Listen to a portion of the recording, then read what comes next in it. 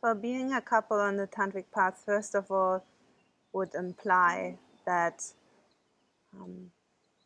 both people are happy and willing to walk a path together, but also alone. It would require to transform alone and also together.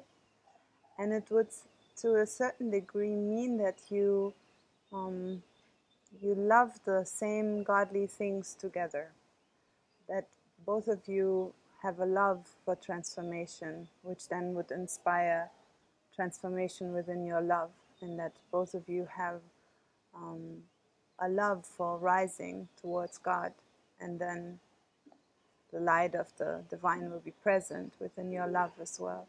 So somehow it means that the love of the couple and the stages of the spiritual path and the goal of it become not just intertwined, but really fueling one another, facilitating one another. When you're a couple on the tantric path, then being a couple, being together, is a path.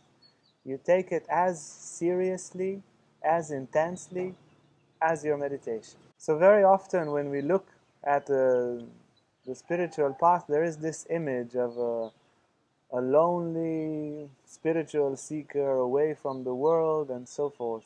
But in Tantra, you grow together.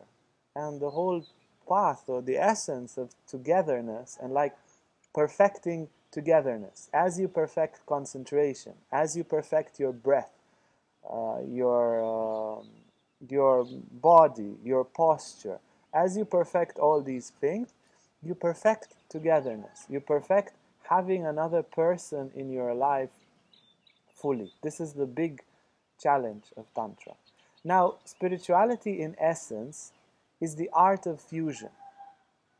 Learning spirituality is learning to fuse with all that is divine, with the highest principles of the universe. We learn to fuse with them. And fusing with one person that you love, with one person that's really, for you, the most accessible, you are the most enthusiastic to be around, to be one with, is the, let's say, the best preparation to be one with everything. You be one with one thing. But really, to, from the smallest aspects of life, when your lover needs something and you feel, I need that thing, and therefore I do it because I am my lover and I take care of my lover like I take care of myself, and learning to love one person like that, from the smallest daily actions up to the deepest lovemaking, in which that's all you focus on. You focus on becoming one with that which you love, and you it's scary, at least for guys. It's scary to become one with someone. It's scary to be so intimate, so close that you lose your boundaries. Your entire experience of yourself becomes vaster and vaster, and you suddenly include. It's like you perceive from the other one's senses. You feel the other one's heart as if it's your heart, and you gradually come out of this little shell of this body, this past, this future, and you fuse with another being. And once you do that, not once and then you write a book about it and I don't know what, keep that as a memory to speak with your friends, but repetitively, you fuse in love a few times a week, again and again and again. Then once you meet a divine reality in your meditations, you can fuse with that. You already get this feeling of osmosis. Now I feel my beloved, now I fuse with her. I lose myself because I love her so much.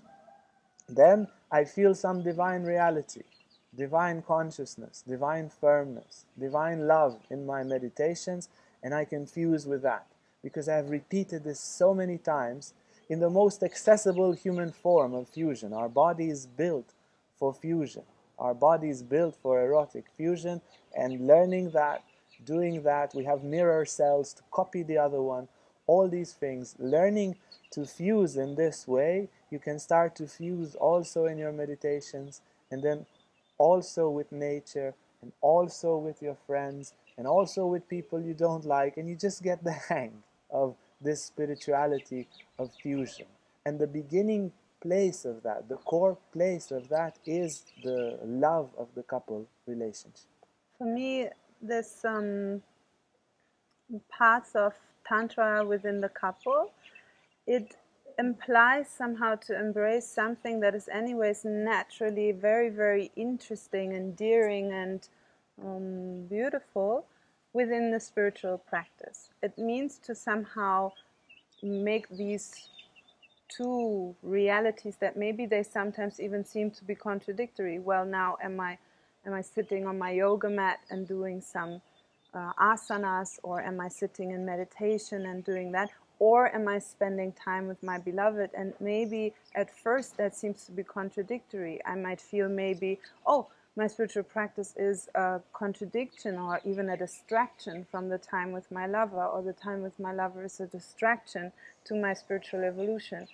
But it just simply means to now let these two come together, and to let that love that you have for your beloved shine into your spiritual practice. And in the same way, the love that you have for self-growth, for developing yourself, for really knowing yourself, to make that something that you also share with your beloved, making them see you as you are, but also becoming interested in knowing the other one and their depth, and therefore reminding them to know themselves. So it becomes an intertwining and an exchange between these two, for a tantric, somehow very essential parts of life. And I would believe for everyone, sharing love with another human being is quite an essential part that then can be beautifully integrated into your own growth.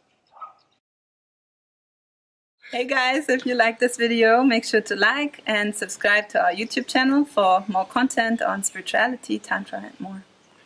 And if you want to sign up for our online classes or for our retreats, you can see our website on the description below.